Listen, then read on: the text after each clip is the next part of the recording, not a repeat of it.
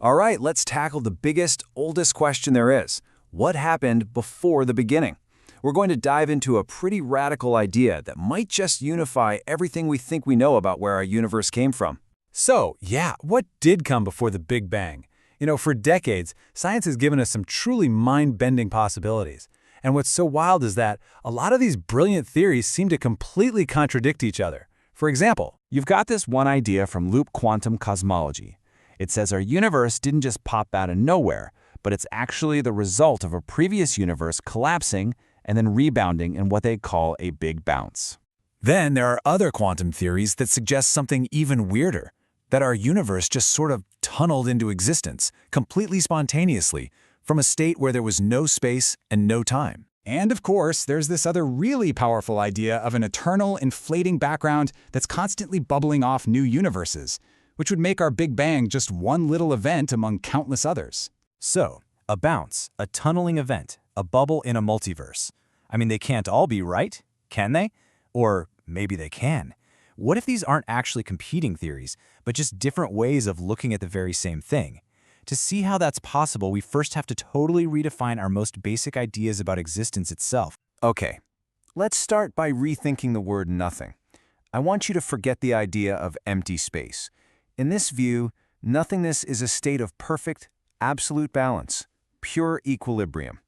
And from that perfect balance comes the continuum, the very first ripple, the first deviation that creates this unbroken flow of existence. This leads us to this amazing, unifying idea called continuity theory. Basically, it suggests that reality, at its most fundamental level, is just one single, unbroken, oscillating field. And everything we see, everything we experience, both physical stuff and mental stuff, emerges from this field as a temporary package. So what in the world are these continuum packages? Well, the best way to think about them is as momentary forms that all of existence takes. Kind of like waves that just appear for a moment on the surface of one single vast ocean.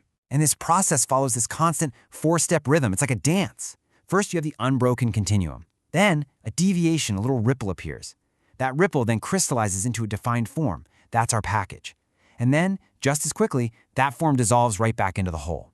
And this cycle, it's happening everywhere, at every scale, all the time. Now here's where this idea gets really huge, because it's not just about the cosmos, a star or a galaxy. That's a physical package, but so is a thought, a memory, or an emotion.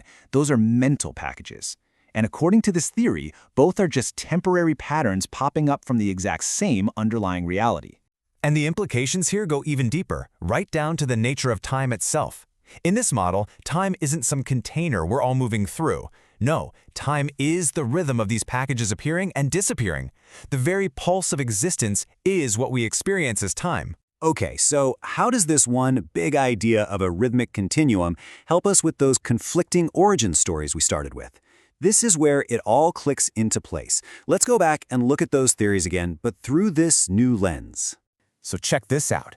From this perspective, those conflicting theories, they suddenly look like different parts of the same story. A big bounce just becomes one massive cycle, one oscillation of the continuum. A universe tunneling from nothing? Well, that's simply the continuum deviating from its state of perfect balance. The eternal multiverse is really just the eternal continuum itself. Even Roger Penrose's theory of endless cosmic aeons fits perfectly. Each aeon is just another large-scale rhythm.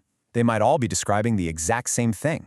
And listen, this isn't just some abstract philosophical game. It actually aligns really closely with the work of physicists like Sean Carroll, who argues that a universal wave function is the fundamental reality. In that view, even space-time, the very fabric of our universe, isn't fundamental. It's an emergent property, a pattern that crystallizes out of this deeper, unbroken whole. So what does all this grand cosmic stuff mean for us, right here, right now? Well, it all comes down to a very simple and, well, a very personal conclusion. After all the complex physics and philosophy, it really boils down to this. 1. See, reality isn't a collection of separate, disconnected objects. It's the dynamic, rhythmic pattern of a single, eternal, unbroken whole. You, me, the stars, even our thoughts, we are all just temporary waves on that one ocean. Which leaves us with a final, pretty provocative thought to chew on. If everything you identify as, your body, your memories, your personality, is just a momentary package that appears and then dissolves, What part of you is the eternal continuum itself?